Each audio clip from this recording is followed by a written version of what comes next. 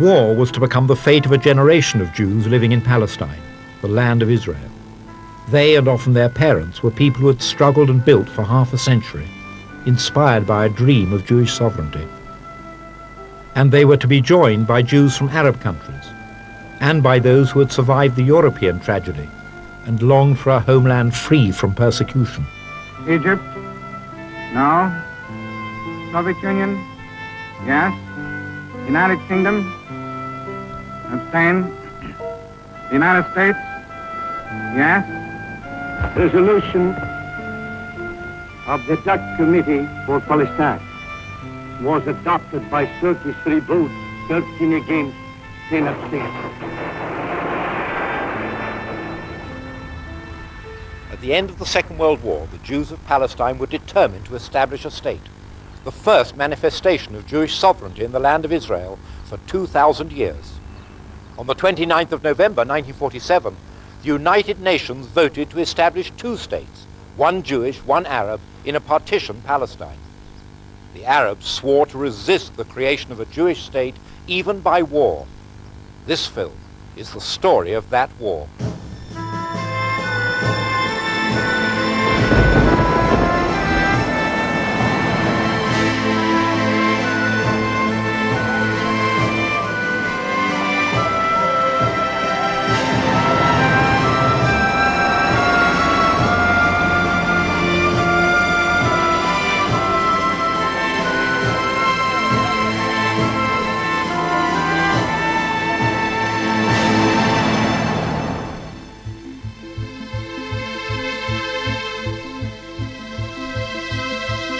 This is the land of Israel, also called Palestine since the Roman conquest 2,000 years earlier. It was some 300 miles long and 40 miles wide, a land that had been fought over for centuries. It would now be fought over once again.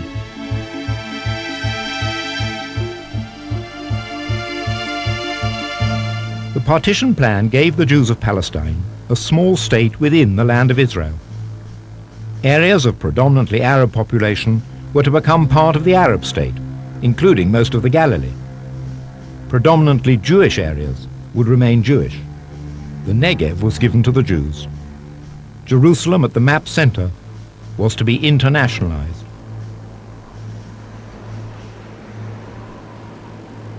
The British had conquered Palestine during the First World War, and the League of Nations had authorized a British mandate to govern the country. Palestine seemed somehow not a mandated territory, but part and parcel of the British Empire, an empire that found itself under siege after the Second World War, as more and more people strove to become independent. The British had ruled Palestine for 30 years. More than 30 British forts were scattered throughout the country.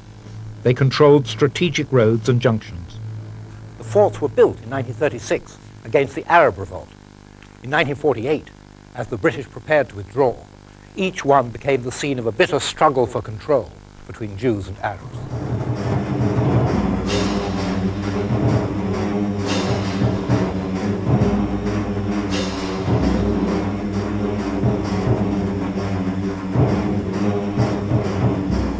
This fort at Gesher was located near the railway crossing of the River Jordan that connected Palestine to Transjordan and Syria. At the center of the country at Latrun, this was the police fort which dominated the entrance to the gorge leading up to Jerusalem from the coastal plain. The Jewish population of Palestine was only 600,000 when the War of Independence began. Yet from that small community there emerged a group of leaders of rare quality.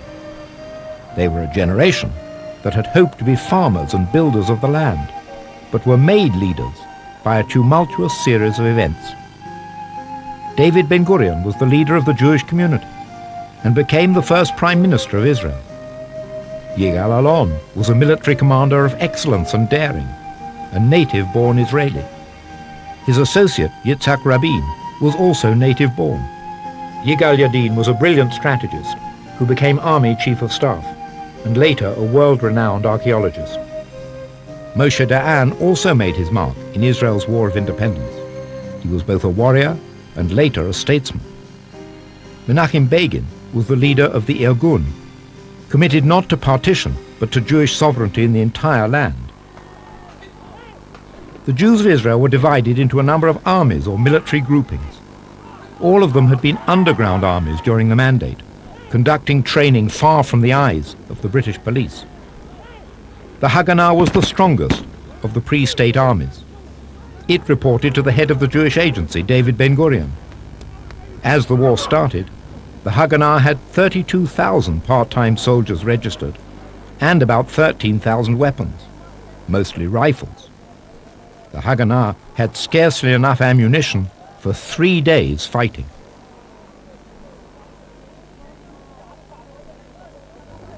The Palmach was the elite commando unit, drawing much of its membership from collective settlements, the kibbutzim. It was also part of the Haganah, but had a semi-independent command.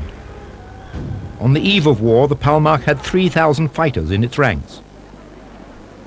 The Etzel or Irgun was a right-wing force. Its members engaged in terrifying acts of violence against the British and the Arabs. The Irgun had some 2,000 fighters within its ranks.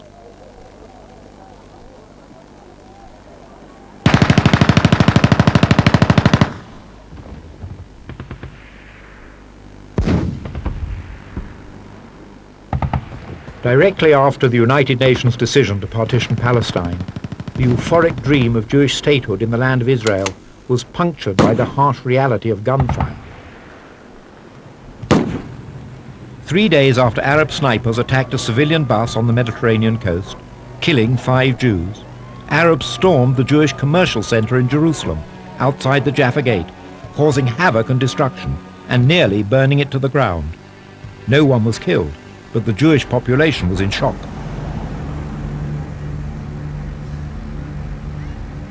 In Jerusalem and elsewhere, Arab and Jewish communities were already in a state bordering on war. British patrols sought to secure peace and order within the country. Meanwhile, the British formulated secret plans for their departure from the country.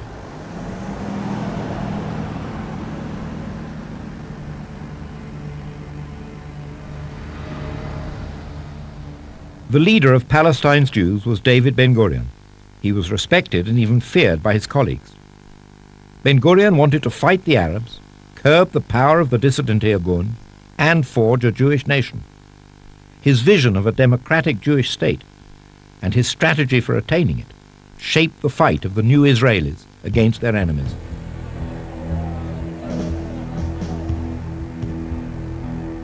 Some of Ben-Gurion's decisions, judged by conventional military standards, were unusual.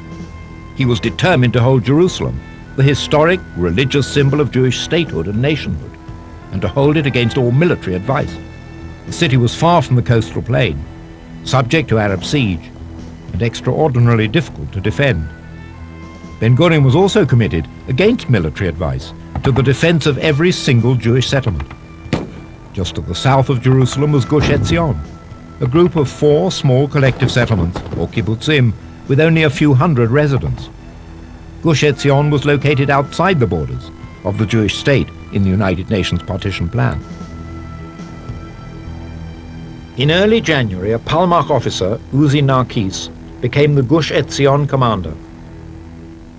Immediately, when I look at that block, I understood the block was doomed. There was no opportunity, no chance for those 4 little kibbutzim, tiny kibbutzim, already besieged, to survive. Convoys to Gush Etzion from Jerusalem had to pass through a number of Arab villages and Arab-controlled roads. Within a few days of Narkis's having arrived, Arabs from surrounding villages attacked the settlement. On January the 14th, in the morning, I think that never in my life I saw so many Arabs in that valley here, which is called the Valley of the Blessing. And all of them, so many, thousands, were moving slowly, mainly towards Kfar Etzion, Narkis got a message by radio from a nearby kibbutz that the Arabs had stopped to eat breakfast before their assault. That pause provided the opportunity. Narkis authorized an attack. So the Palmach platoon caught them in the middle of eating, stormed them, attacked them, and all of them withdrew, killed or injured or whatever. And that was really the break of the attack. The Jewish troops were left with little weaponry and almost no ammunition. Narkis requested help from the Palmach Command Center at Kibbutz Ma'aleh HaHamisha. A special mission was authorized. On January the 15th, 35 men, including many students from the Hebrew University, set off on foot through the Judean hills at night to bring reinforcements to the defenders of the Etzion block. They had no radio. An Arab whom they met apparently misdirected them and then mobilized the Arab villagers against them. All 35 were killed.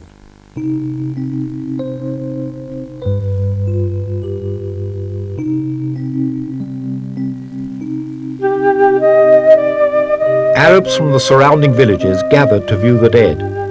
These photographs were captured later by Israeli forces. The bodies were mutilated.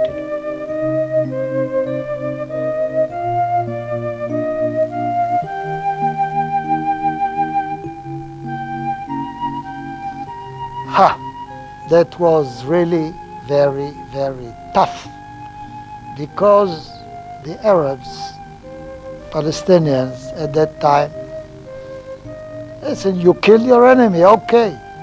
Why do you have to dismember him? The killing of the 35 brought home the reality of a brutal war to Palestinian Jews. The funeral was somber. Pictures of the mutilated bodies were not released to the public. The civilian leader of Kibbutz Kfar Etzion was David Ben David. That was a shock. And we were afraid that the fate of the 35 could be our fate as well. There were many opinions. Some were more strong, some were not so strong as I was. But that gave us the feeling that a very hard fate is going to happen to us.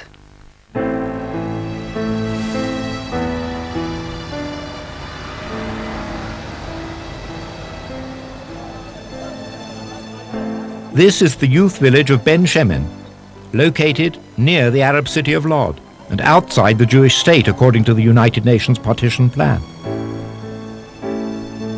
This film, shown here for the first time, was taken by one of the teachers of Ben Shemen and sat in a desk drawer for 50 years. The youngsters were mainly survivors of the Holocaust. British soldiers, together with Haganah guards, accompanied the youngsters. They traveled to Kfar Vitkin, a village in Jewish-held territory on the Mediterranean coast, where they hoped they would find safety. To the north of the country, the battle was also developing. The northern cities were mixed, including both Jews and Arabs. Haifa, on the seashore, was the country's main port and still under British control. The British were using their power to stifle Jewish immigration.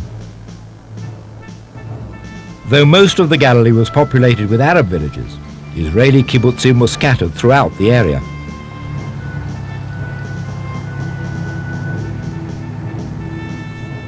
An Arab Liberation Army under Kaukji operated with the support of the vaunted Syrian army. It controlled the plains of the north. On the 16th of February, Kaukji's forces attacked in the Jordan Valley at Tirat Tzvi, a religious kibbutz. The Jews staved off the attack. 1 Jew and 40 Arabs were killed. To save face, the Arabs claimed a great victory with 300 Jewish dead. In Jerusalem, the battle was also developing. On the 22nd of February, there was a major explosion on Ben Yehuda Street. 47 Jews were killed, 130 were wounded. The Jews were furious. They suspected the involvement of deserters from the British Army, helping the Arabs plant the bombs. On the 11th of March, there was yet another explosion, this one at the Jewish Agency building in the center of Jerusalem, effectively the seat of Jewish government. A car filled with explosives was left at the entrance by a previously trusted Arab employee of the United States Consulate. The explosion killed 12 Jews. The Arab villages surrounding Jerusalem created a stranglehold on the city, cutting it off from the coast. The Arabs would harass and attack convoys, causing casualties and death. The Palmach's crack Harel Brigade was given the job of holding the road to Jerusalem. Among those with the brigade was a 17-year-old nurse, Tzipi Neria. On that hill, that one with the beautiful fir tree, the Arabs waited there, and they'd informed the Arab villages around here that we were coming. There was the village Beit Mahsur, Saris, and other Arab villages. They'd wait over there, inform all the other villages, and then they'd be waiting for us on the road. They'd come down to the road itself, firing at our tires. Simply, it became face-to-face battle. They got that close to our convoys. Each convoy was a desperate venture. A number were stopped. There was looting and killing. Many Jewish lives were lost. Some convoys got through. As the battles continued, the myths and legends grew. One young poet wrote at the time, "The convoys broke through to the city. On both sides of the road our dead are piled up. The iron skeleton is as quiet as my friend, Bab el Wad. Remember our names forever, Bab el Wad, on the road to the city."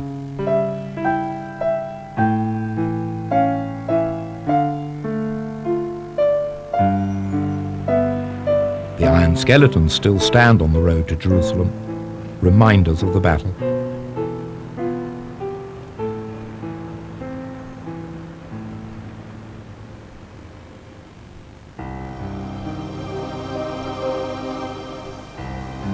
Directly following the Second World War, European Jews had tried desperately to gain entrance to Palestine, but were blocked by British restrictions. Many of these Jews were Holocaust survivors. They dreamed not just of refuge in the land of Israel, but of a secure life in a Jewish state. British surveillance of the Palestine coast was constant, though the British managed to keep many Jews out. They principally succeeded in making the Jewish refugees only more determined to reach the land they regarded as home. The Haganah ship Unafraid was one of those stopped. When caught, the refugees were shipped to detention camps on the island of Cyprus, some 200 miles away. Some European Jews, however, had already sneaked through the barrier of British surveillance. Among them was one of the few who knew how to shoot a machine gun, a Holocaust survivor who had been a partisan fighter in the forests of Poland, and then afterwards had trained others at the Bergen-Belsen displaced persons camp. His name, Menachem Ullman. I took a choice to come here, to create a country, to marry, to bring up children for everyone who was killed in the Holocaust in Europe. This fighting here was like to be in Warsaw in the ghetto. No chance to go out, but we have to fight. April 1948. It became known as the Cruel Month. It was both cruel and crucial, a month that would determine the direction of the war. Inside Jerusalem, there was fighting to control individual neighborhoods. There were Jewish victories, but also losses. The Arab siege on Jerusalem tightened. Jewish Jerusalemites had barely enough to eat or drink. Each drop of water was precious. It was estimated that only 2 weeks' food supply stood between Jerusalem and starvation. Shelling came from the old city and Arab villages around Jerusalem. Jewish areas were held, but there was no territorial contiguity, making effective defense difficult. The Jewish quarter of the old city populated mostly by religious Jews, was reinforced by Haganah and Palmach fighters.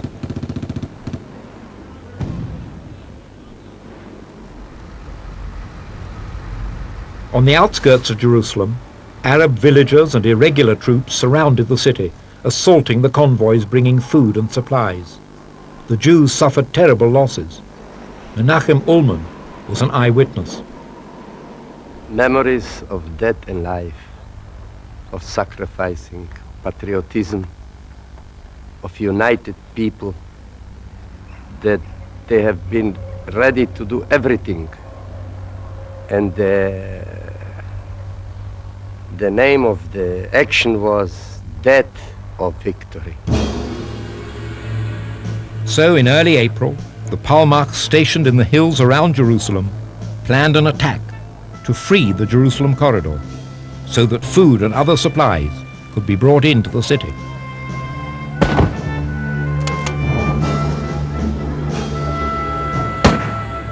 This footage shows Arab troops preparing for battle on one of the hills around Jerusalem. The cameraman was with the Arab troops as they attacked. The Arabs are practicing the capture of a Jewish settlement just outside the city. Each village around Jerusalem was crucial to the control of the city.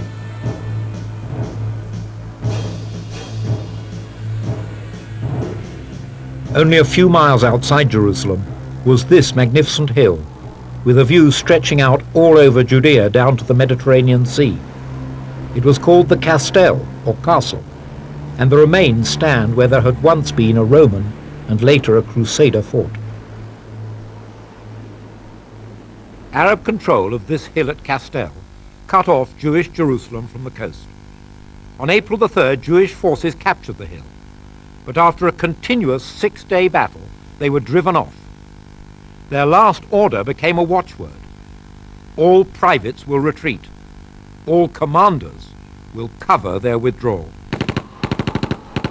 On the evening of the 8th of April, the Jews still held the hill, though thousands of Arab irregulars were approaching ever closer. One of the platoon commanders on the Castell was Menachem Ullman. The one who sit on the castle control all the area. And the commander was, the Palestinian commander was Abdul Qadir Husseini. And he sent everybody who could, thousands of them. In the last attack, we let them come in until the fence because we have been short of bullets. They have reported before they came to the fence that they already inside. But then we pushed them back. Then later, after half an hour, a jeep with United Nations came. He wanted to see our commander. Then he said, "You don't know at whom you killed. Abdul Qadir Husseini is dead here on the road."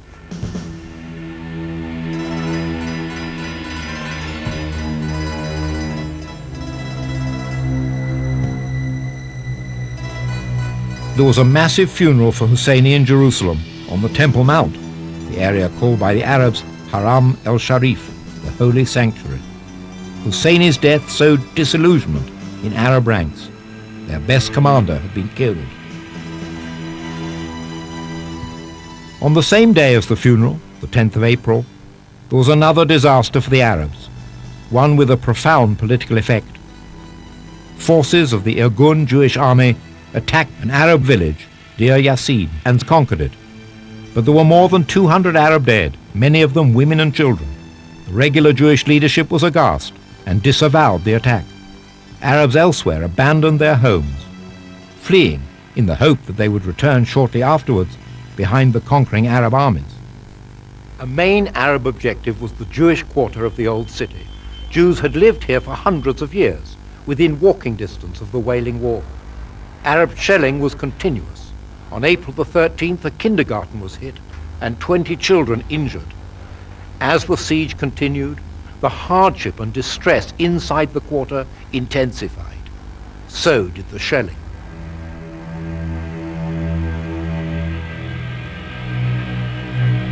The Hadassah Hospital on Mount Scopus, adjoining the Mount of Olives and situated next to the Hebrew University, was connected to the rest of Jewish Jerusalem by a narrow road through an Arab quarter. Hadassah was Jerusalem's main Jewish hospital. Supported by an American women's organization, It served both Jews and Arabs, but there was no immunity from the spreading violence. On April the 14th, the Jewish convoy was driving along this road. It was bringing with it doctors, nurses, medical supplies, and patients to the Hadassah hospital. Arab gunmen opened fire, pinning the convoy down. 77 Jews were killed. A young American girl wrote in her diary, "All Jerusalem is walking around asking itself, is there no end to it?" In the country's north, the hills of the Galilee were as fertile in mid-April 1948 as they are today. The farmers, Jews and Arabs alike, wanted to harvest their crops before full-scale hostilities broke out. The British planned to evacuate the area's police stations, but would not say exactly when. As the Arabs planned their attacks, emergency meetings took place in the kibbutzim. Ben-Gurion's order was to hold every Jewish settlement. By mid-April, despite fierce Arab attacks, not a single Jewish settlement had been lost. On April the 15th, the British evacuated the police forts at Safed and here at Nebi Yusha, strategic points controlling the eastern Galilee. This elite commando unit prepared a two-pronged surprise attack on Nebi Yusha. Many of these young men lost their lives. The attack was driven off. The Palmach was defeated for the first time, a failure that shocked Jewish morale. Yair Parag was one of the fighters. In one night, half of our people were killed or severely wounded. 22 people, mostly from one group living in one kibbutz, coming from the same youth movement. Elsewhere, there were startling successes. On the 18th of April, the British evacuated the police fort in Tiberias. After Arab attacks, Jewish forces took the initiative and cut the city in two. The Arab civilians fled, leaving the city under Jewish control. A few days later, with the British secretly laying plans for their final departure from Haifa, the Haganah determined to seize the city and thus open up its port to Jewish immigration. In the battle for Haifa, the Jewish and Arab forces were evenly matched, about 600 fighting men on each side. At sunset on April the 20th, the Haganah launched a pincer attack on the Arab quarter from the port below and the upper town above. The Haganah appealed to the Arab population to stay in Haifa, but most Arab civilians fled, leaving the city to the Jews.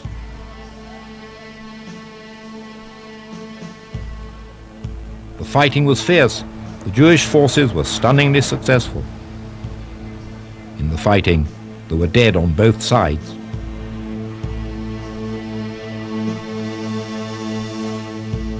The battle ended on April the 22nd with a Jewish victory.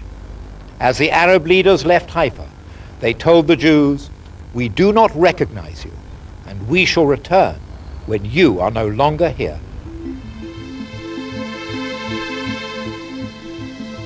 On the 24th of April, the British evacuated the police fort at Semach, at the southern end of the Sea of Galilee. The Jews succeeded in taking it over. Just a few days later, a few miles to the south, the police fort near Kibbutz Gesher became the scene of battle.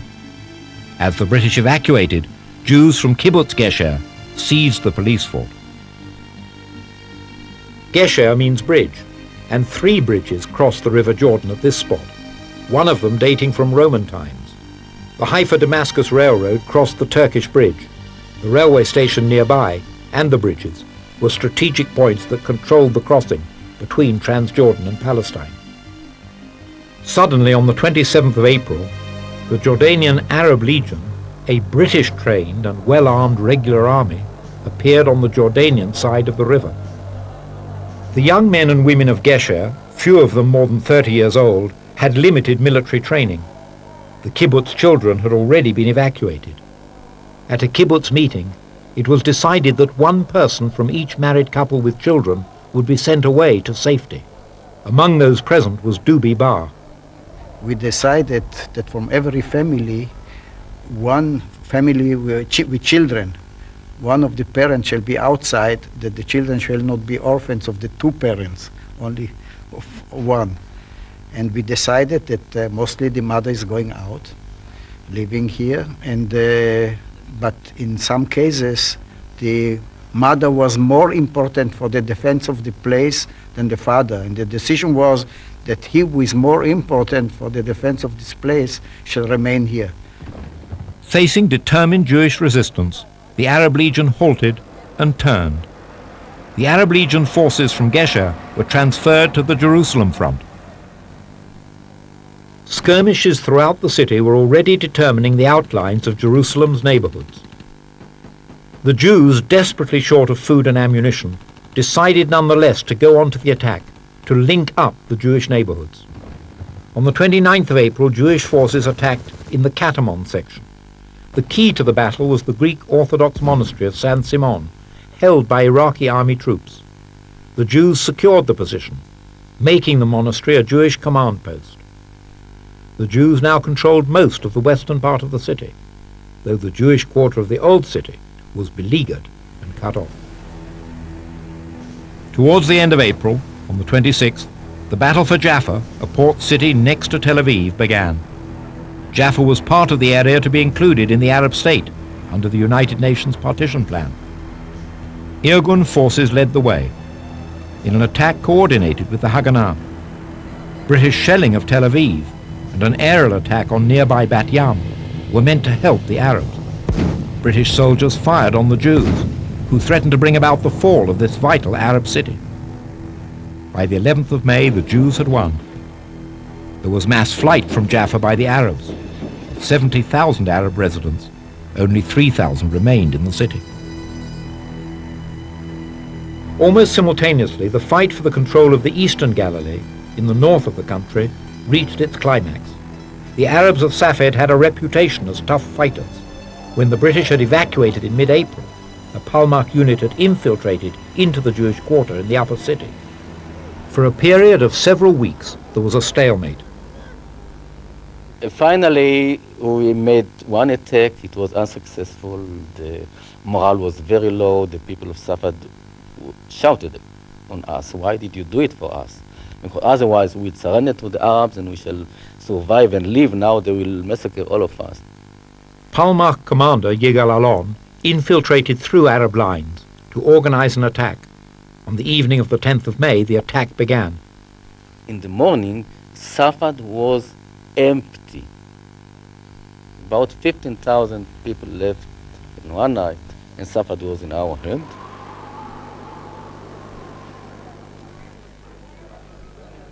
In Tel Aviv, the Jewish leadership was ever more determined to declare a state. They feared an invasion from regular Arab armies. One possibility for stopping the onslaught was to persuade the king of Transjordan, Abdullah, to remove himself from the coalition of Arab armies. Ben-Gurion designated Golda Meir as a secret emissary. She proceeded secretly at night with a small team through Arab-controlled territory. Last-minute efforts were made to avert war. On May the 10th, Golda Meir came here to the River Jordan and, disguised as an Arab woman, crossed the bridge to meet King Abdullah at his summer palace at Shuner.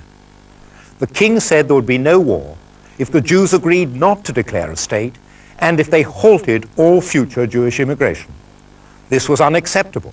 Tens of thousands of survivors of the Holocaust were waiting to enter Palestine. If His Majesty wants war, Golda Meir told the king, there will be war. And she added, perhaps we will meet again soon, after the establishment of the state.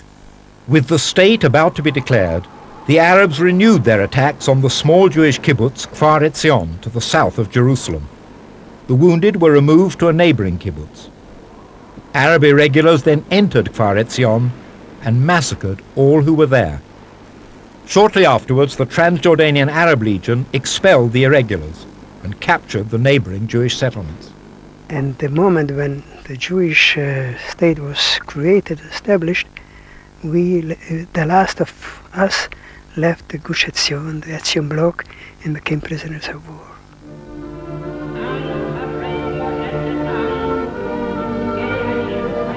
On the 14th of May, 1948, Israel became a state. There was now Jewish sovereignty within a part of the land of Israel, after 2,000 years of dispersion. There was happiness on the streets of Tel Aviv and Jerusalem. The joy of the present obscured the looming dangers of what might happen on the morrow.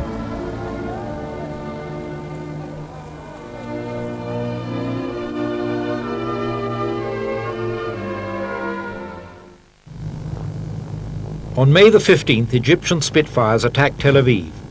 Damage on the first day of all-out war was considerable. One Spitfire was shot down. The Arabs had shown that their fighter planes had a long reach right into the Jewish population centers.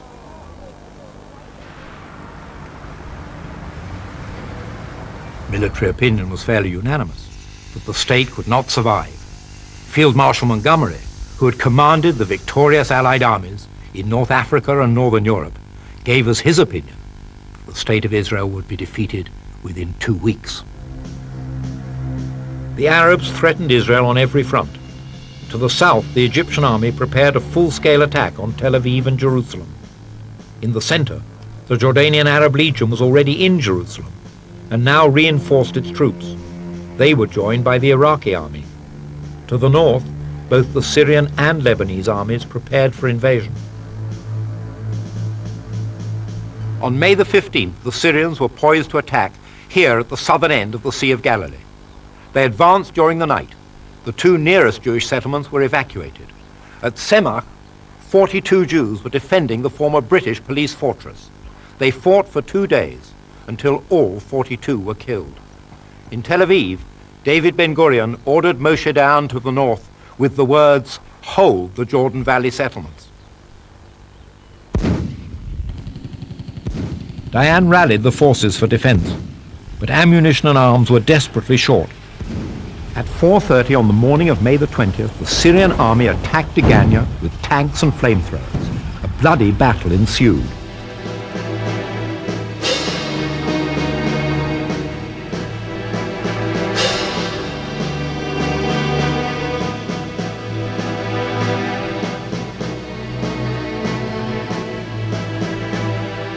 The Syrians were on the verge of victory when, at about noon, 2 Israeli artillery pieces, which had only recently landed at Tel Aviv port, arrived and opened fire. The effect was immediate, both physically and psychologically. The Syrians withdrew. Degania had been saved. A thrill of relief swept through the new state. Regular Arab armies could be defeated. Israel could survive. The artillery pieces were of French make, called Napoleonchiks. The Haganah's northern command had only 2 of them. They proved invaluable.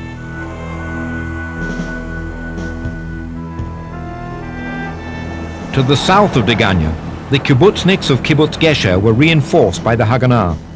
They had spent 2 weeks in training. They had more arms and ammunition than before. But, as if to confirm their worst fears, an Iraqi army force suddenly appeared on the Jordanian side of the river, where the Jordanian Arab Legion had been camped only 2 weeks earlier.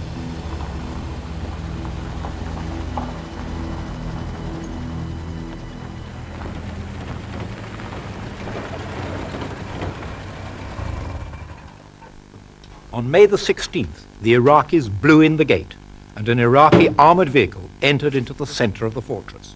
It was quickly destroyed by the Israelis. For 7 days, the fort at Gesher was besieged, kibbutzniks and Israeli soldiers maintaining themselves against enormous odds. Then on the 7th day, the 2 Israeli artillery pieces, which had successfully defended Degania to the north, were rushed south, opened fire, and the Iraqis fled. To the south of the country in the Negev desert, the Israelis had several settlements. Holding the water line to these settlements was crucial. The Egyptians expected light opposition from the Israeli forces. The Egyptian army decided on a massive 2-pronged attack that would cut the country in 2. One force would cut through the Judean mountains to seize Jerusalem from the south, thus depriving King Abdullah of Jordan of exclusive control of the city. The main Egyptian force would push up along the coast towards Tel Aviv.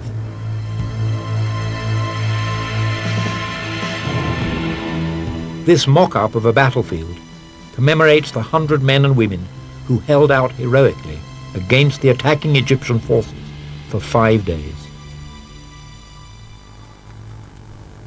On May the 19th, the Egyptians attacked here at Yad Mordechai, south of Tel Aviv. The defenders faced infantry, tanks, artillery, and aircraft. On the second day of the battle, 18 men were killed. On the third day, the kibbutz signaled, "The men's morale is sinking. They approach exhaustion." One of the commanders of the threatened kibbutz was Munya Brandwein. They attacked us with artillery, airplanes, and mortars. Their infantry advanced to a distance of 150 meters from our lines. We opened fire, we attacked, and then they had losses and they pulled back. We thought they would withdraw altogether.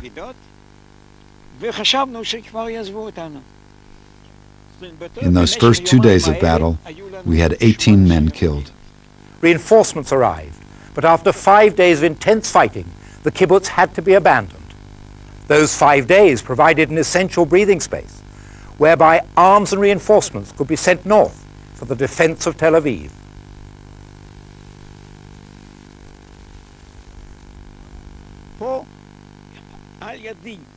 Here, next to me, my friends died.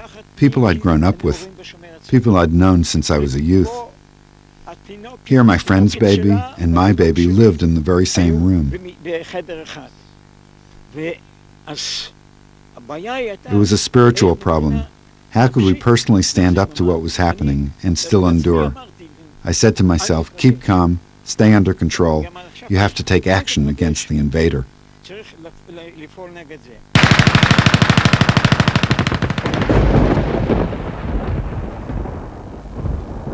The Egyptians believed that conquering Yad Mordechai constituted a great victory. Their army prepared a propaganda film to boast of the achievement. It was mostly simulated. At the kibbutz itself, the Egyptians staged a replay of the action. The only really true scenes of the battle at Yad Mordechai were these, filmed in the kibbutz cowshed. The Egyptian filmmakers showed how many cows their forces had killed. The Egyptian flag flew over kibbutz Yad Mordechai. In Jerusalem there were continual skirmishes. Ben-Gurion was determined to hold the city, but Jerusalem was still cut off from the coast, and food was scarce. When a convoy did get through with precious food and ammunition, it was a joyous event. It was not certain that the Israelis could defend the new city, much less the Jewish quarter of the old city. On the 27th of May, the old city fell. It was a heartbreaking end to a story of courage and of desperate hope. The Arab Legion freed the women and children, who were allowed to proceed to West Jerusalem. They held the men as prisoners of war.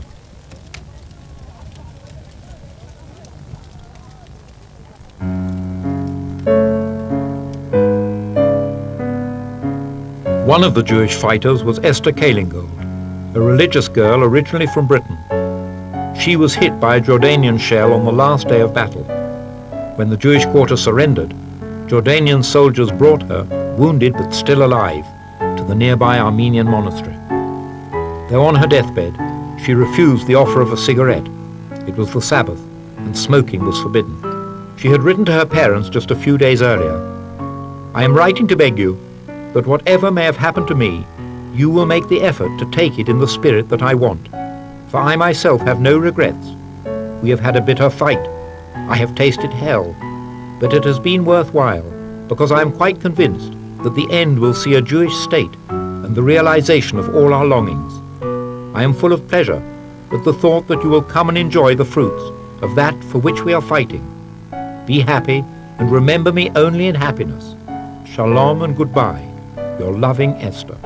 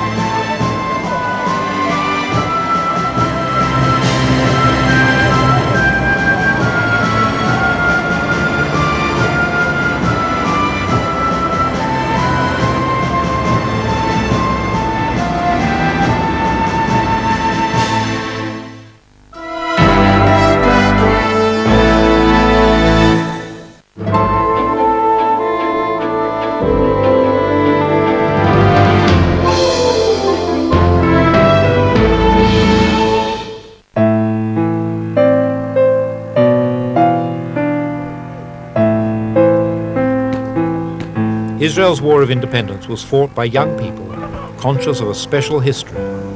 They fought for political independence, but also they felt for the very life and future of the Jewish people. The first months of war saw them stand their ground against an enemy determined to destroy them.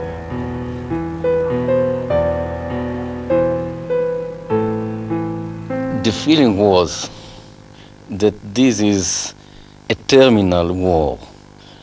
We fight not for a certain victory, not a victory in a certain battle, but the battle is for our physical survival of each one of us as a nation, of us as a group, and of our country, and of all our history.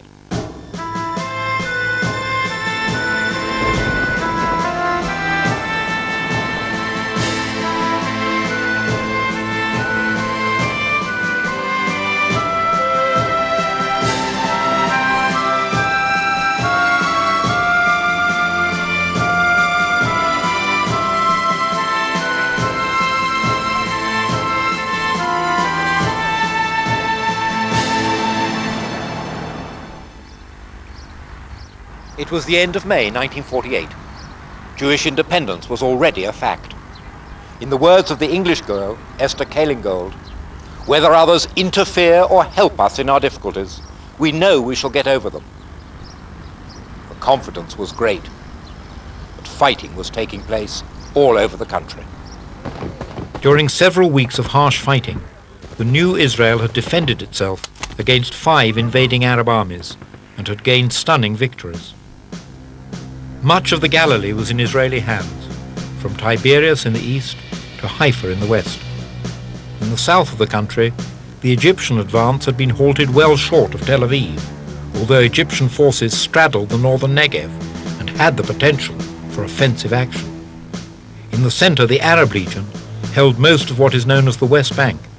King Abdullah hoped to annex that area to Transjordan. The western part of the city of Jerusalem remained Jewish but was under siege. The Jewish quarter of the old city and Judaism's most holy place, the Western Wall, were in Arab hands.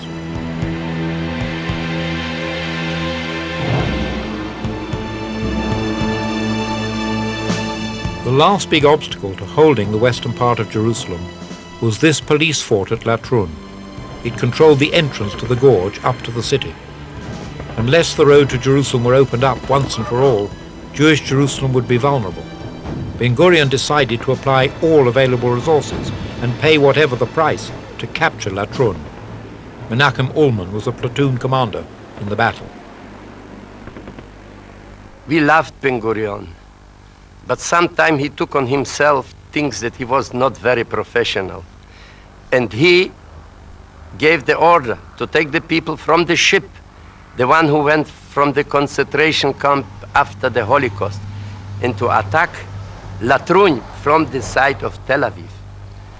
The people have not seen Tel Aviv, and a lot of them, they died here, right straight here.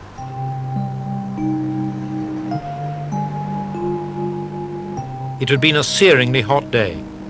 The attacking force lacked ammunition, and many did not even have water bottles. More than 100 Jews died in that first attack on Latrun, one of the heaviest losses ever incurred by Israel in a single battle. Many of those who died were Holocaust survivors, with no remaining family to mourn them.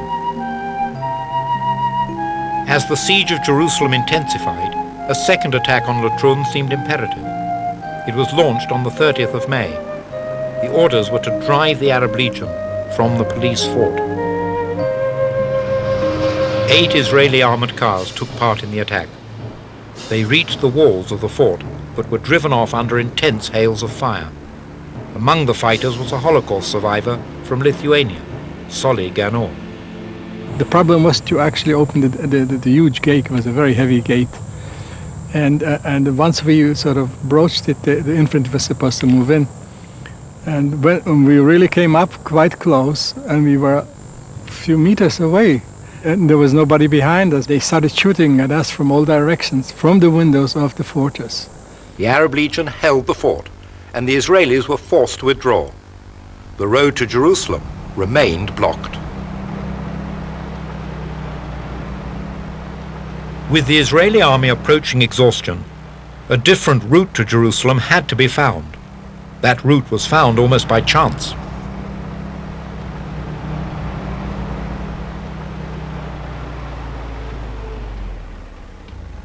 The failure to take Latrun meant that there was no road link to Jerusalem. 2 Israeli soldiers were given permission to go home on leave to the coast, provided they did so at their own risk. It was they who discovered this track. On June the 1st, it was used by a platoon of Israeli soldiers, followed by a single jeep. The track ran in the no man's land between the 2 armies, parallel to the road. As porters and mules rushed supplies along it to Jerusalem, construction began on a road that could take trucks. The building of the Burma Road, named after a Second World War supply route from India to China, ended the siege of Jerusalem. Nothing could now stop the supplies coming into Jerusalem. Still, with the ceasefire approaching, the Jordanian Arab Legion retained the Latrun fort. Ben-Gurion ordered Israeli commanders to launch a final attack. The Palmach Jerusalem unit was joined by additional forces brought down specially from the north. Among the fighters was Yair Parag. There was no time to cooperate enough and to organize logistically between the 2 different groups. The one come from Jerusalem, one come all the way from Galilee. The result was a mistake that the local people occupied the wrong hill. Although they were familiar with the area, but they made a mistake. The attack failed. During the retreat, his commander told the lightly armed Yair Parag and 2 other soldiers to block the road against a possible Arab counterattack. So we asked him and when to retreat, and he said, to what direction to retreat, he said. And which we understood that he planned that we stay here for good. And I can tell you that it was the only time during the whole war, and I was in war for the whole year, almost every night, the only one time that I had the real feeling that today I am going to die. That Arab counterattack never came. In the north of the country, under the shadow of Mount Hermon, the Israelis consolidated their gains. But in the last days before the ceasefire, both Kaupji and the Syrian army tried desperately for a single dramatic victory. The Syrians focused their attack here, at Mishmar HaYarden. The commander of a Haganah reserve unit here was Tzvi Raski. I got an order from the brigade commander. He said that en route to us there were 2 guns, 2 65mm guns, from the area of Degania to the south of us. We got them finally, and we began to shoot at the Syrians. We shot about 10 rounds, not more than that, and then the Syrian attack broke, and they dispersed. A second Syrian attack was foiled by a minefield. On the night of the 9th of June, with the ceasefire approaching, the Syrians attacked for a 3rd time, this time in an area unprotected by mines. They succeeded in establishing a foothold and then in overrunning the settlement.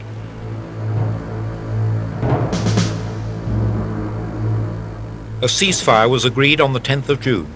Both sides were exhausted. Here at Latrun, the ceasefire was supervised by United Nations officers. The bodies of the dead had lain in the sweltering heat for days and were beginning to decompose. Now, after the fierce battles, there was an exchange of the dead. In almost 4 weeks of continual combat against regular armies, Israel had lost 1,100 soldiers and civilians, a serious loss for a young country.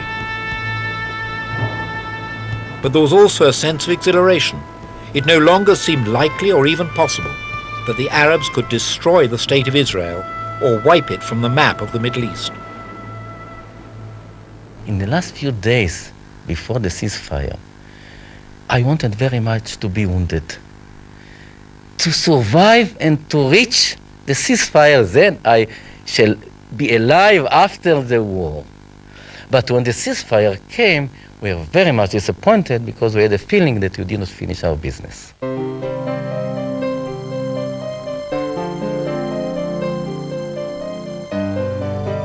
That first ceasefire came to us as dew from heaven, one Israeli commander proclaimed. Soldiers went home to see their families, their friends, their loved ones, for the first time in months.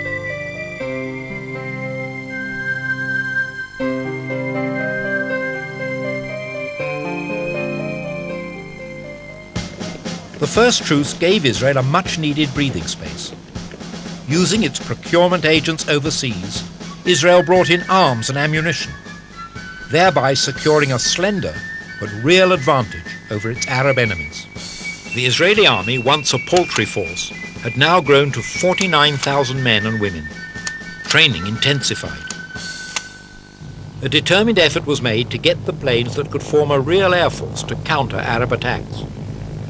Some of the planes came from the United States, others from Europe, particularly from Czechoslovakia.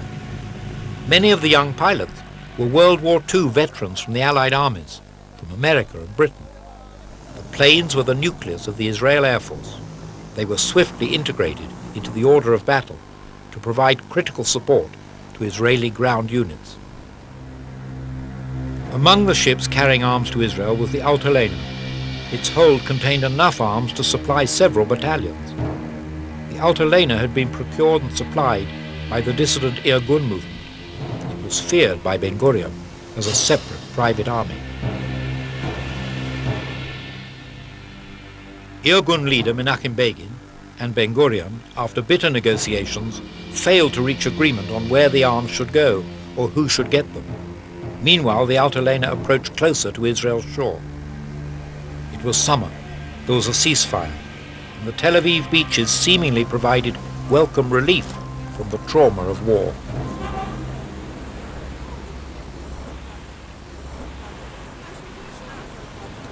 The Altalena arrived from Europe, off the seashore here at Tel Aviv. On board were many Irgun supporters and arms destined for the Irgun forces. Ben Gurion was determined that there should be no independent private armies in the new state, and insisted that the Irgun give up both the ship and its arms. When the Irgun refused, he gave the orders to open fire.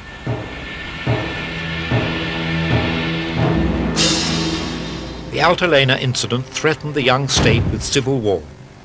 One of the army's best young commanders, Yitzhak Rabin, carried out the Prime Minister's command. Jews killed Jews, and valuable arms were lost overboard in the Mediterranean Sea. At the end of the day, Ben Gurion won, uniting the army into a single undisputed command, though he had risked splitting the nation. Irgun leaders, including Begin, went to the funerals of their colleagues. The truce lasted until the 9th of July. What followed was a 10-day cyclone of Israeli activity that advanced Israel's positions in many places throughout the country. 4 areas were central to the new round of fighting. In the north, at Shfaram and Nazareth, the Israelis gained control of the remaining Arab villages and cities that could still form pockets of resistance. At the center of the country, just below the Galilee, intelligence and tactical failures cost the Israelis a clear victory. Iraqi army forces continued to hold this bulge near the Arab city of Jenin. And then there were 2 other places, Lod and Ramleh. Lod and Ramleh were Arab cities that had the potential to block free movement of Israeli forces to the Negev and to Jerusalem from Tel Aviv, and threatened the safety of Jewish areas along the Mediterranean. Under the overall command of Yigal Allon and the tactical leadership of Moshe Dayan, the Israelis moved to capture this area of large Arab population.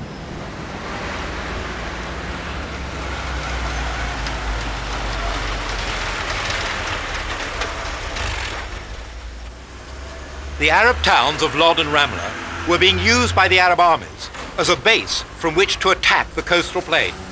An Israeli operation was launched against them on July the 9th. On the following day, the Israeli Commando Battalion, led by Moshe Dayan, broke into Lod. The raid here only lasted for 47 minutes, but caused confusion among the Arab forces. 2 days later, Ramleh was occupied. Thousands of Arabs fled. encouraged to do so by the Israeli officers at Ben Gurion's express command. The center of the country was now Israel's. Israel captured the country's sole international airport, built by the British, near Lod, and immediately began converting it into an operational airbase. Scarcely 20 miles to the south, the Egyptians had set up their headquarters in the Arab town of Mijdal, part of Ashkelon today. This Egyptian film, captured several months later by Israel, shows Mijdal under Egyptian control. The Egyptians were convinced that their forces could not only hold the northern Negev, but expand those areas under Egyptian rule. Among the positions held by the Egyptians were the former British police stations at Iraq El Manshir and here at Iraq Sweidan. The Iraq Sweidan fort anchored Egyptian positions in the northern Negev, areas controlled by Egypt that came to be known as the Fallujah pocket. On the 12th of July, Egyptian forces from Iraq Sweidan attacked Kibbutz Negba, only 2 miles away. A fierce fight ensued. A few hundred kibbutzniks staved off the attack of the regular Egyptian army, breaking their offensive.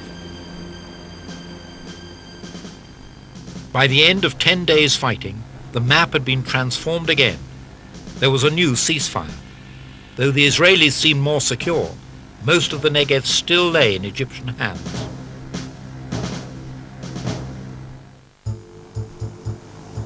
The United Nations now pressed for a political solution that would stabilize the situation.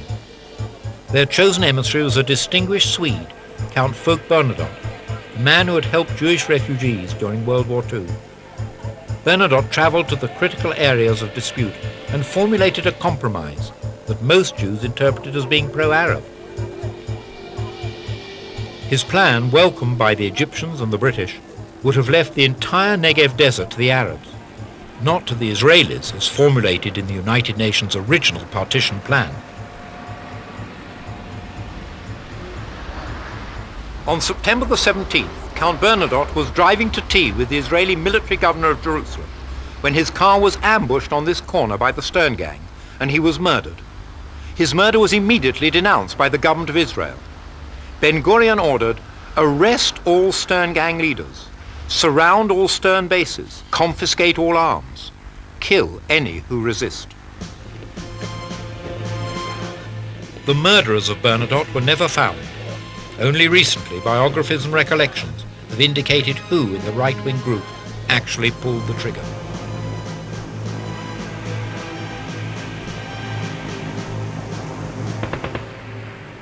The war resumed on the 15th of October. The Israelis were desperate to free the Negev. They formulated a plan of attack against the Egyptian forces. The Egyptians were particularly adept at fighting from fixed positions. The fort at Iraq Sweidan saw 7 battles between Israeli and Egyptian forces. Many Israeli lives were lost in head-on attacks. Finally, the Israelis bypassed many Egyptian positions, and on the 21st of October opened an attack on the capital of the Negev, the biblical city of Beersheba. To take Beersheba was relatively easy, and I do not know why. I think that maybe because the Egyptians lost the spirit to fight. They did not imagine that we will dare to capture the capital of the Negev.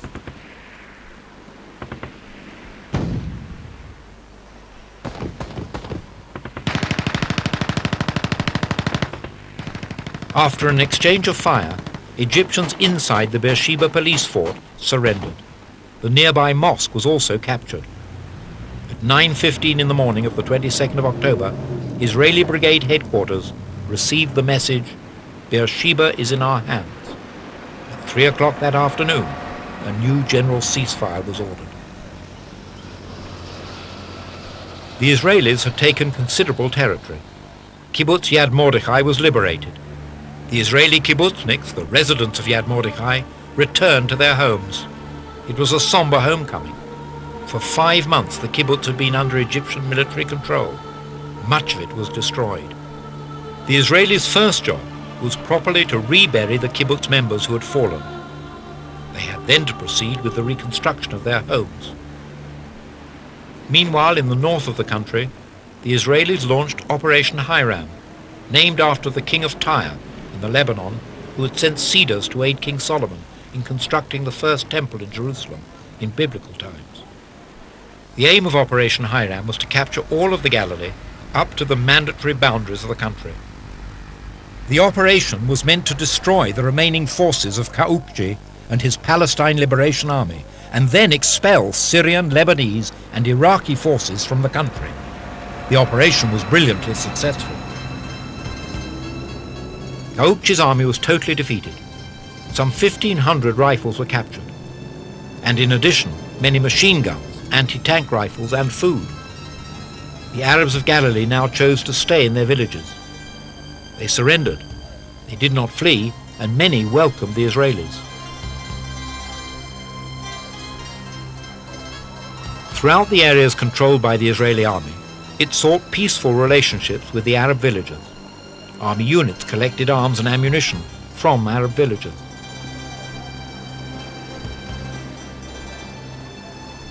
It was the beginning of a new era. Arabs who remained made their peace with the Jews and became citizens of the new state. But in the immediate aftermath of the war, Arab villages were placed under Israeli military control.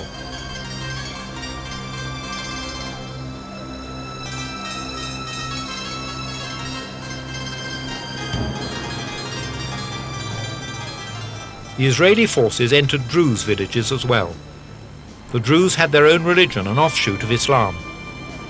Many Druze had already chosen to ally themselves with the Jews, not the Arabs, and had actually served in the Israeli army during the fighting. Now all Druze villages joined in the close alliance between the Jews and Druze. The entire Druze population became citizens of the State of Israel.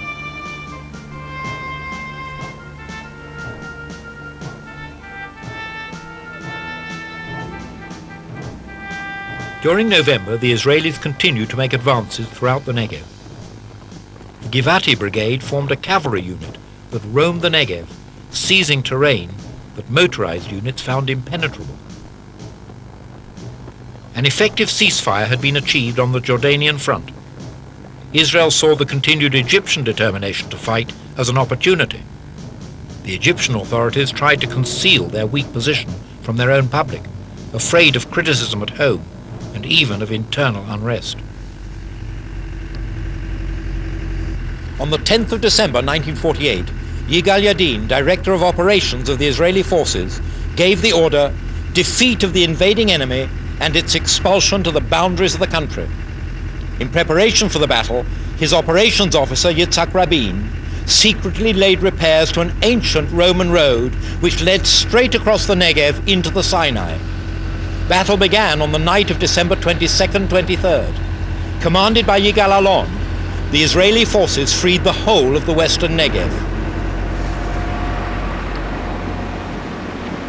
The aim of the operation was not only to capture territory, but to compel the Egyptians to open negotiations for an armistice. The Israelis thrust forward in well-coordinated actions. Though there were some Israeli setbacks, the advance westward was rapid. Many Egyptian soldiers were taken prisoner. The Egyptian army was still a fighting force, but the large number of prisoners cast doubt on its future effectiveness. We participated very actively and efficiently in an operation called the Horev campaign. Horev is one of the names of Mount Sinai. So the target, the objective of that operation, campaign, was to drive away the Egyptian army from the recognized frontiers of Palestine, namely Oj al-Hafir, today Nitzana. It was here at Nitzana, on the 27th of December 1948, that the crucial battle took place for control of the western Negev.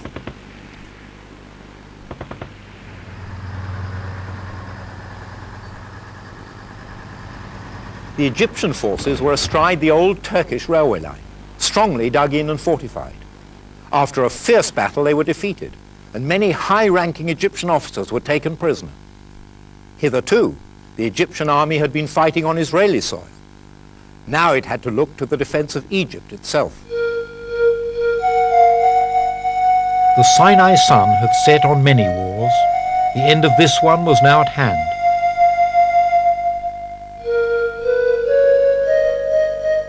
With the route westward into the Sinai Desert open, Israel wanted to secure the best possible terms for peace. Almost immediately, Yigal Allon ordered the Israeli troops to cross into Sinai. They advanced speedily, threatening to cut off the Egyptian army in Gaza. Egypt was suddenly ready for talks with Israel, though not while Israeli troops remained on Egyptian soil.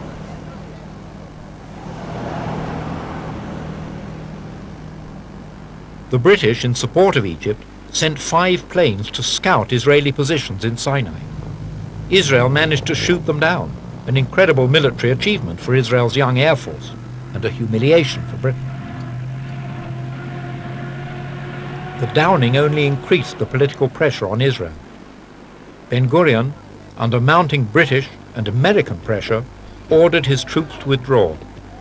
Israeli soldiers were already at El Arish in northern Sinai when they received the order. Yigal Allon and his deputy, Yitzhak Rabin, were unhappy.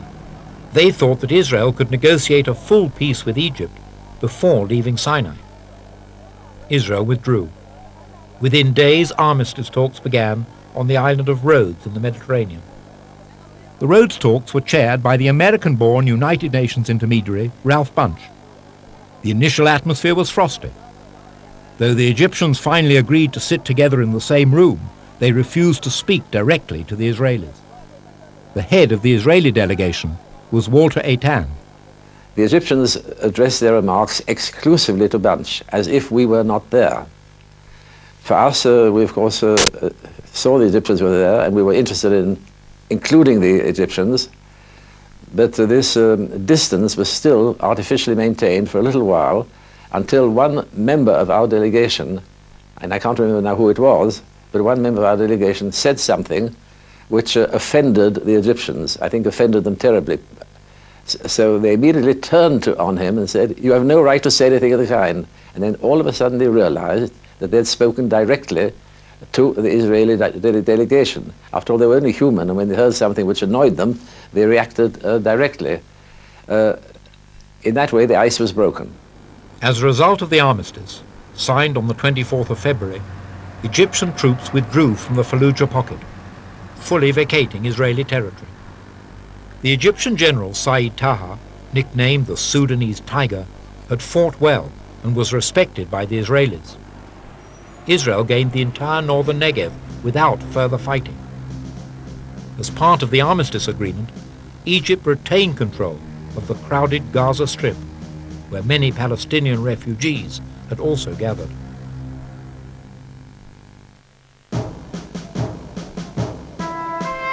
With the Egyptian talks looking successful, there was a hope for peace on all fronts, and the beginning of normal life here in Jerusalem. The Israelis were eager to establish their state and their democracy. No symbol of viable democratic government was more potent than that of a parliament. Ben-Gurion decided on opening the Knesset, the Israeli parliament, at the Jewish Agency building in Jerusalem on the 14th of February 1949. The building was the same one that had been partially blown up by an Arab terrorist the year before.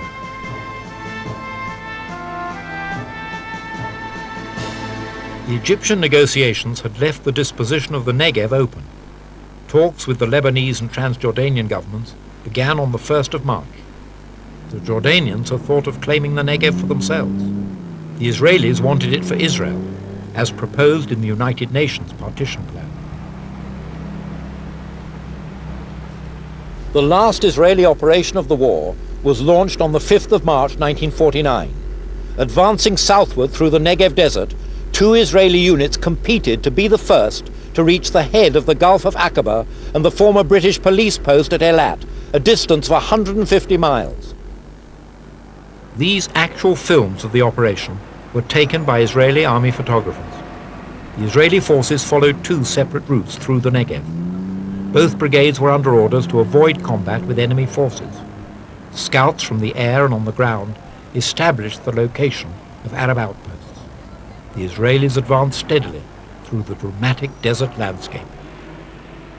The Negev Brigade reached the police station at Eilat at 3 o'clock in the afternoon of March the 10th. There had been no resistance. They also had no Israeli flag with them. They improvised in what Israeli law became known as the ink flag, a flag drawn only in ink. A message went back to headquarters: the Palmach Negev Brigade and the Golani Brigade present the Gulf of Eilat to the State of Israel. Meanwhile, the Jordanian negotiations continued. Borders were marked out in the Jerusalem area. Some thought the talks would fail. King Abdullah kept a delegation talking in Rhodes, but decided to conduct the substantive negotiations himself in Transjordan. We received a message from the King of Jordan, King Abdullah, the grandfather of the present king, that he wanted to negotiate the basic terms of the armistice in person. In other words, he did not rely on his delegation in Rhodes to negotiate the details of the agreement, and we decided everything directly with him, and the decisions were then communicated to the delegations in Rhodes. Talks resulted in significant border corrections. Israel got Wadi Ara in the north, including a series of Arab villages where Iraqi troops had occupied the hills. Wadi Ara provided Israel more direct access between the coastal plain and the eastern Galilee. Ben-Gurion had wanted it desperately. In exchange, the Israelis gave up a small strip of land near Hebron. Another Israeli aim was to control the railroad that ran from the coast up to Jerusalem. Near Jerusalem, it went through the Arab village of Bet Safafa. King Abdullah agreed to give Israel the railroad and divide the village, expecting Israeli acquiescence in his own plans to annex the entire west bank of the Jordan. After the war, the situation of the Arabs was nowhere more bizarre than in this village of Beit Safafa, just south of Jerusalem. Under the armistice agreement, this railway and that part of the village to my right went to Israel, the village part to my left to Jordan. European railway carriages have a sign, "Do not lean out of the window." Israelis used to joke that carriages on this line had a sign, "Do not lean out of the state." Meanwhile, the doors of the state had been opened. The new state declared the right of return. Any Jew wishing to do so could come to the country and make it his. Jews poured into Israel. From the very first days of the new state, immigrants arrived here in Haifa port in their hundreds, their thousands, and their tens of thousands. They came from Europe, including survivors of the Holocaust, from North Africa, from the Americas, from Iran, Iraq, even from India. Just as the resources of the port were strained to its utmost in order to bring them in, so the state had to use incredible exertions to absorb them.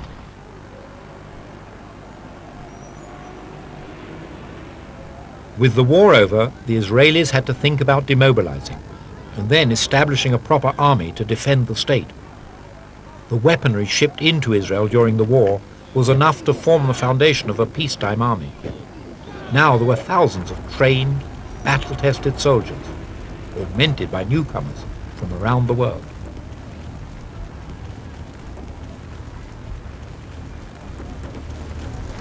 The Israel Defense Forces had proved themselves in battle, but the Chief of Staff, Yigal Yadin, realized that a permanent army would be needed to defend the new state. Israel was too poor a nation to afford a large standing army. Yadin went to Switzerland, where he was impressed by the citizens' army there. Israel's citizens' army was based upon compulsory military service and an ever-growing pool of reserves.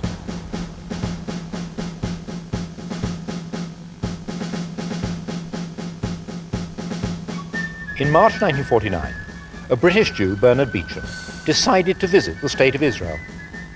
Beecham had been a soldier in the Second World War, but had never served in Palestine. He was inspired by a vision to capture on film the feel of the life of the new state, and to do so in color. What follows is Beecham's extraordinary photographic record of life in Israel in March and April 1949.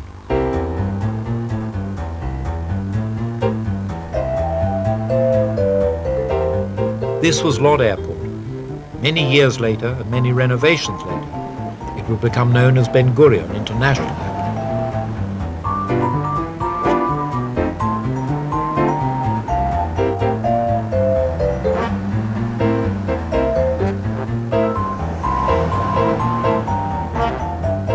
Tel Aviv was a small Mediterranean city. It was the aftermath of war, not too much traffic.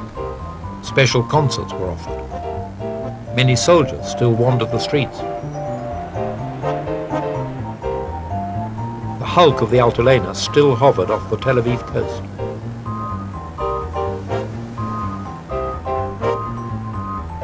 And this is Bernard Beecham, the jaunty photographer of Israel in its very first days, the ex-British soldier.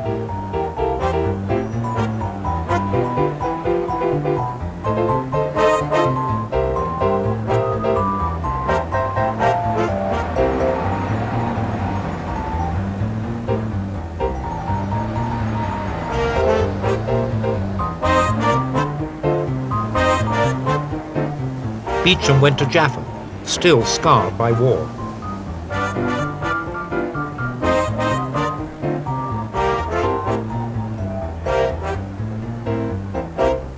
Here, the central bus station of Herzliya, north of Tel Aviv.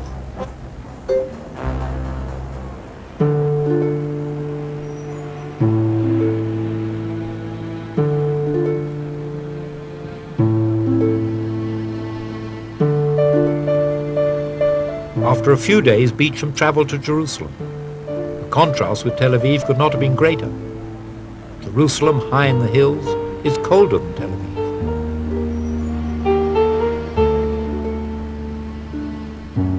In the first months after the war, it was a somber city seemingly heavy with history, an incomplete city, marked by its recent strife and resulting division, to which the eternal stones of Jerusalem had been witness. It was a city that was destined to remain the capital of Israel. But in March 1949, it was a city permeated by the aftermath of battle.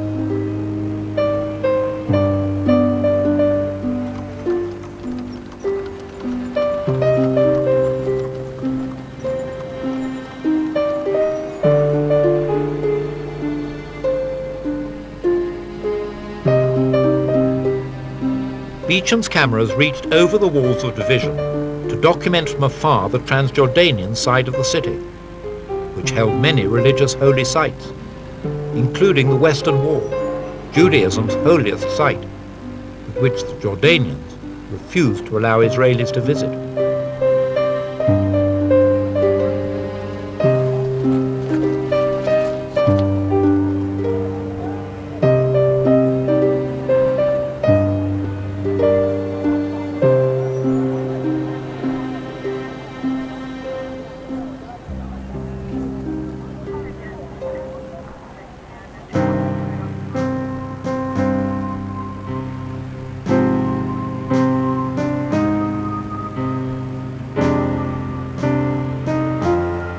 Beecham then went south. At the fortress called Iraq Swedan, he saw the remains of war. He visited the nearby kibbutz called Negba, that had so valiantly resisted Egyptian advances.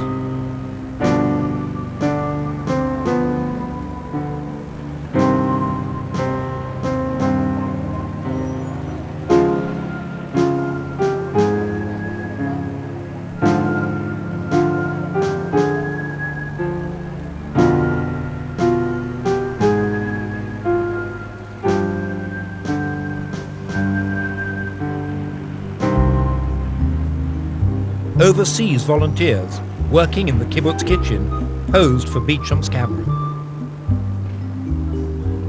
From kibbutz Negba, Beecham travelled further south to Beersheba, capital of the Negev desert.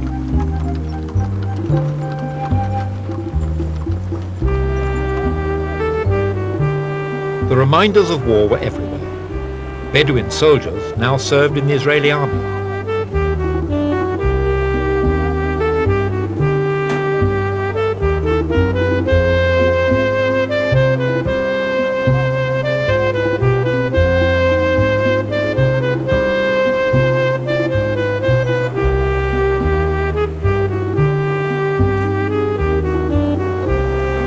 city gave little hint of the metropolis it was destined to become, though the Israeli flag flew over it.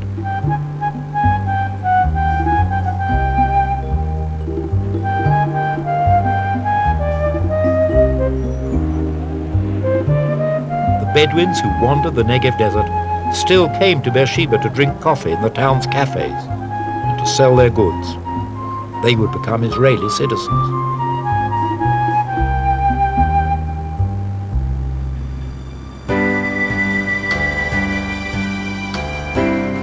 From the Negev desert, Beecham traveled north.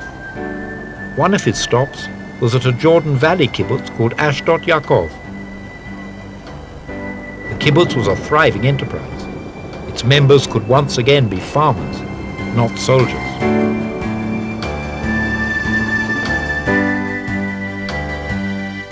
Beecham approached the city of Tiberias from the southern end of the Kinneret, the Sea of Galilee.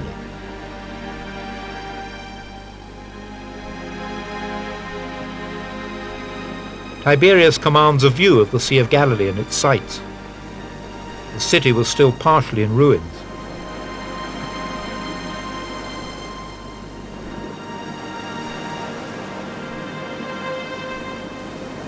There were warning signs, danger, mines. There were reminders of war everywhere.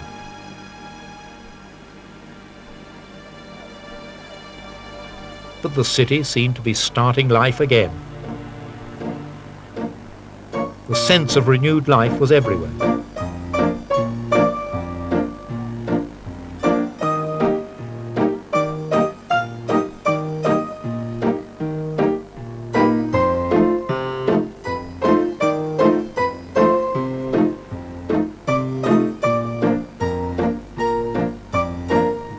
The city and its nearby sites are precious to Christians. This is where Jesus spent his last years. Beecham climbed aboard a small boat to travel across the lake to the kibbutz Ein Gev, which stood directly under the Syrian guns on these hills. Armistice negotiations with the Syrians had not yet begun, but the guns were quiet. And here too, life was beginning again.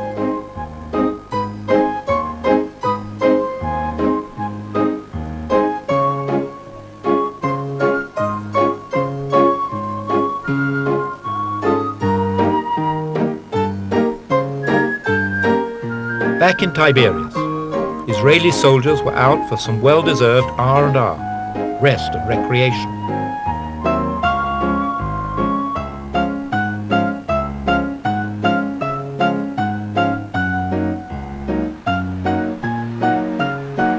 It was April 1949, and the incredible thing about the young people of Israel was their spontaneity. These were among the very first weeks and months of a new life for the people of Israel. Then, as if from nowhere, above the Sea of Galilee, there emerged a rainbow.